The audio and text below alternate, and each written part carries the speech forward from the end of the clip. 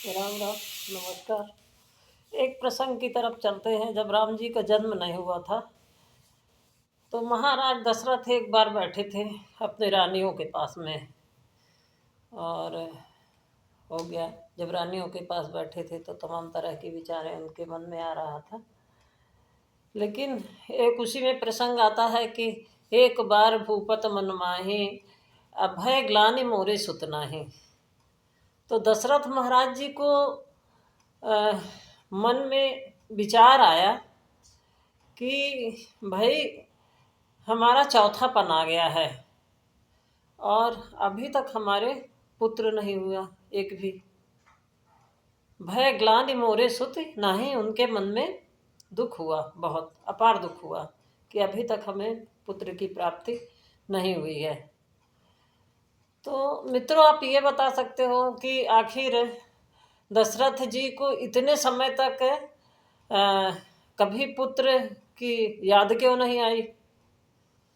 तो इसलिए याद नहीं आई कि वो तो अपने राजकाज में ही लगे थे। वो अपने पूरे राज्य को ही अपना पुत्र मानते थे दशरथ जी। लेकिन जब वो चौथेपन में आए तब उनके मन में विचार आया कि नहीं, कोई एक ऐसा होना चाहिए जो कि मेरे पुत्र के रूप में हो और मेरे ना रहने पे इस राज्य को चला सके। जब मैं नहीं रहूँगा, मेरा चौथापन आ गया है और जब मैं नहीं रहूँगा तो इस राज्य को कौन चलाएगा मेरे समान, जैसा मैं चला रहा हूँ। क्योंकि राजा दशरथ जी थे, वो पुत्र के समान ही अपने राज्य को देखते थे और पुत्र के समान ही राज्य के निवासियों को देखते थे। तो अब मन में उनके बहुत दुख हुआ।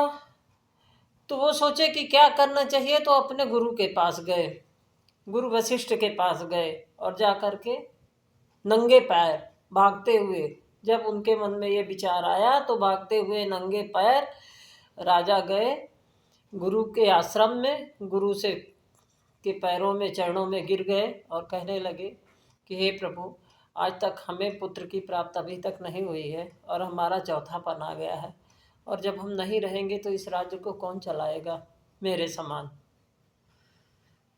तो गुरु वशिष्ठ ने कहा कि राजन, आपके पुत्र होगा, लेकिन इसके लिए पुत्र प्राप्ति के लिए आपको एक यज्ञ करना होगा और उस यज्ञ से ही आपको पुत्र की प्राप्ति होगी।